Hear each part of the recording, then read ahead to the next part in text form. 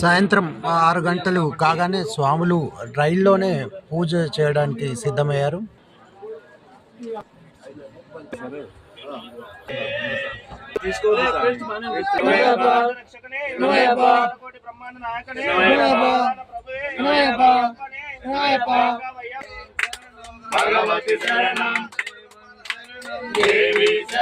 మంజులోక దేవి మాతావే స్వామి